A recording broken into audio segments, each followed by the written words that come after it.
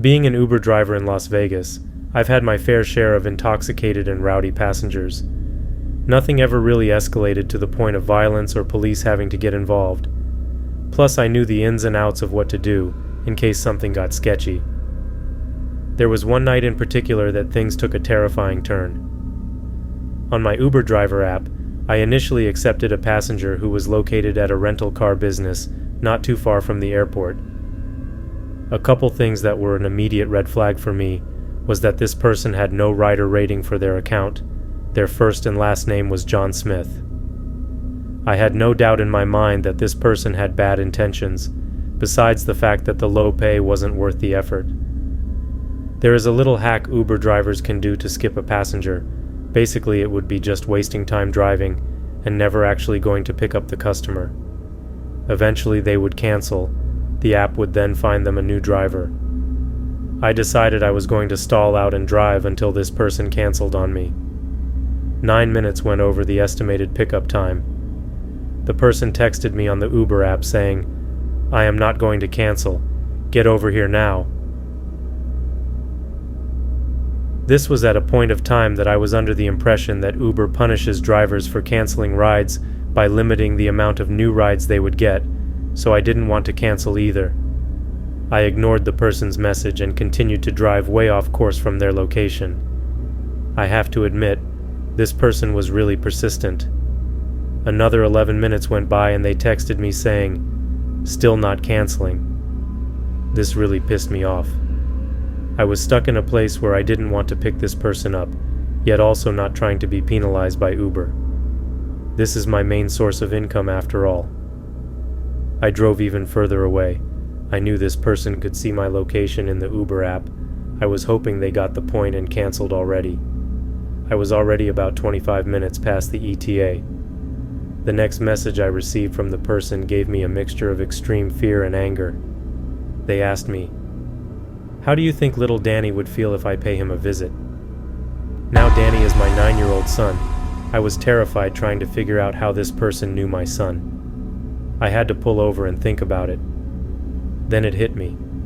This person went to the extreme extent of using my first and last name to look me up on Facebook and went through my photos. This is the only way I could imagine he knew my son's name. I recently posted pictures of Danny's birthday party 2 weeks prior. Something still felt off about the situation. I called home to my wife just to make sure everything was okay.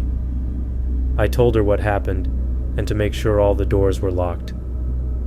We also have a Ring camera just in case someone unexpected shows up to our front door.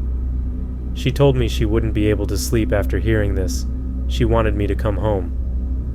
But there was so much money to be made working on the Las Vegas Strip during summer nights. I let her know I couldn't just come home empty-handed. She tried pleading with me, but I assured her that I'd be fine. She eventually concurred, and we got off the phone. The whole situation was definitely freaking me out. Beyond that, this person still didn't cancel. I had a good mind to call them and curse them out, but I didn't want to stoop to the level of someone who had stalker tendencies. I received a new message from this creep saying, "You are a piece of shit. You want to act like an ass. I will act like one with you." I took these words much more seriously, but as a show of rebellion, I kept my car parked in the same spot for about 7 minutes. I have no shame to admit, I was now intentionally trying to piss this person off for bringing up my son in the first place. I decided to watch some YouTube videos on my phone to calm me down and to let time pass by. As I was sitting in my car, someone had broke the driver's side window, sending shattered glass all over me. In that short frame of time, they tried opening the door, then grabbed my arm. I stepped on the gas and sped off without even thinking. 2 gunshots went off, but luckily none of them made contact with me or my car. This lunatic presumably used the Uber app to find my location and attack me. I ran red light after red light until I thought the coast was clear.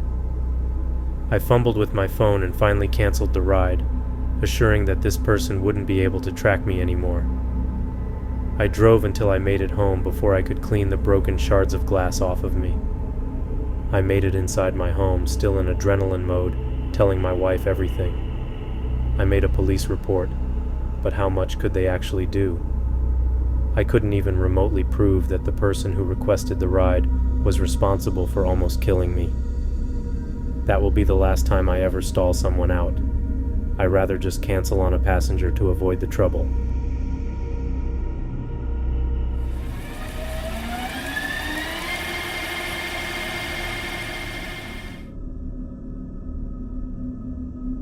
I had just arrived at Philadelphia bus terminal, glad to finally be off the bus after over 8 hours, coming all the way from Boston to visit my family.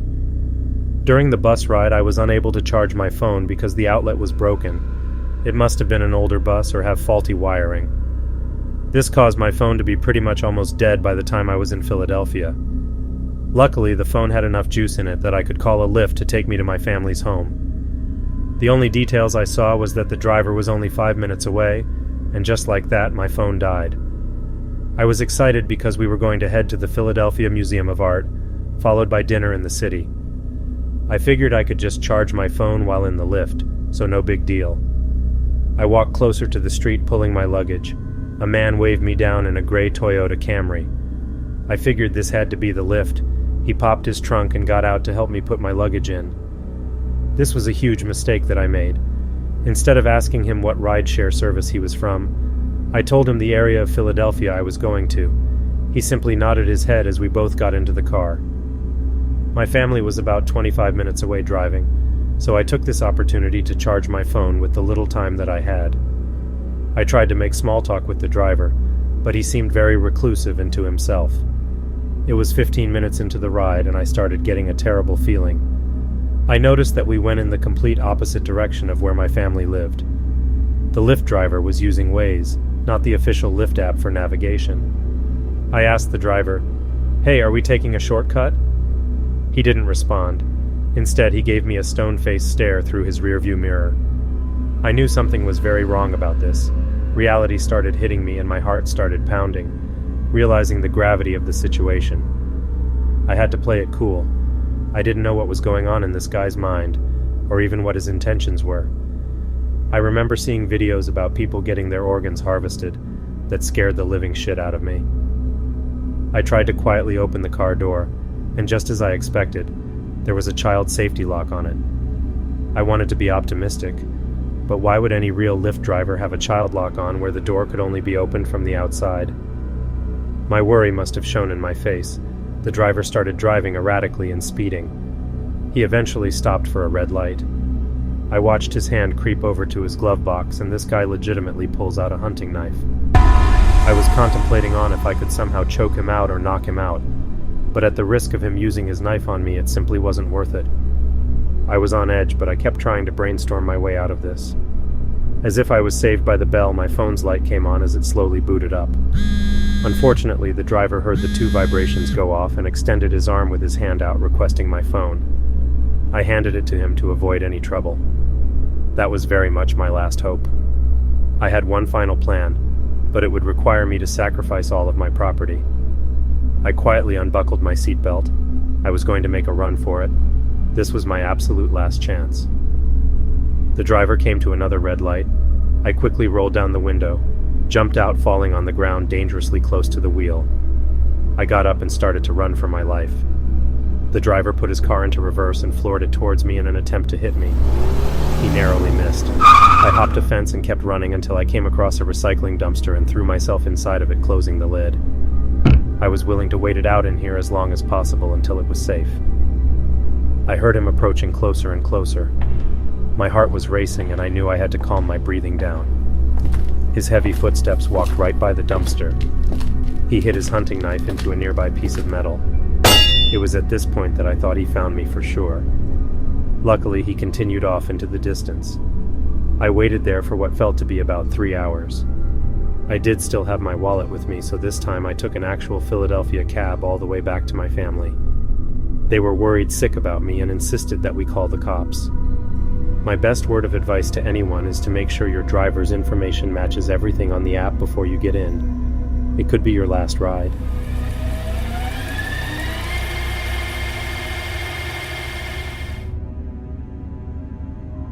It was a typical Saturday night. and the city was buzzing with activity on Uber. I was working late, hoping to make a few extra bucks before heading home. I accepted a ride request from a guy named Tony who was waiting near a Starbucks. When I pulled up, he was already standing outside, pacing nervously. He got in and immediately gave off an uneasy vibe. He was fidgeting and kept glancing around like he was looking for someone or something. I said, "Good night, how are you?" trying to be friendly. He replied, "Just drive." He was headed to an industrial area with factories and truck bases. The area would be empty at this time of night because almost everything was closed. As we drove, he kept glancing at his phone, muttering under his breath. The silence in the car grew tense, and I could feel my anxiety growing. I tried to make small talk, but he just ignored me. About halfway to the industrial area, he suddenly leaned forward, his voice low and urgent. "Pull over here." "What? We're not there yet," I replied, my heart starting to race. "Just do it," he barked, his hand reaching into his jacket. I glanced at the rearview mirror and saw the glint of metal. My blood ran cold. He had a gun. Okay, I stammered, pulling over to the side of the road. "What do you want?" "Get out of the car," he ordered, the gun now clearly visible, "and leave the keys." I felt a surge of panic. My car was how I made my living. Without it, I was screwed. But I wasn't about to get shot over it. "All right, man, just take it easy," I said, trying to keep my voice steady. What he didn't know is that I had a kill switch installed in my car months after I first purchased it. It shuts the car down completely and prevents theft. I was so scared I almost forgot it existed in the first place. I sneakily switched it from underneath the base of my steering wheel after I turned the engine off. I slowly opened the door, keeping my hands where he could see them. As I stepped out, he moved quickly, sliding into the driver's seat. He kept the gun trained on me, his eyes wild and desperate. "Don't try anything," he warned. "Just walk away." I nodded with my heart pounding. I watched as the man struggled to start the car. He cursed loudly, his frustration growing. After seeing this, I hid behind a large coach bus, watching him from a distance. He ransacked my glove box and middle console, taking anything of value he could find. He drew his gun out and started walking toward my direction. Luckily, he walked right by the bus, disappearing into the night. Never in my 2 years of doing Uber had I ever experienced anything like this. I didn't have a chance to press the panic button because this guy was way too vigilant. This experience has left me feeling like I need time off, even a career change. I can't help but to feel overwhelmed by anxiety anytime I think about it. At minimum, if I do Uber again, I will need to have cameras installed inside my car,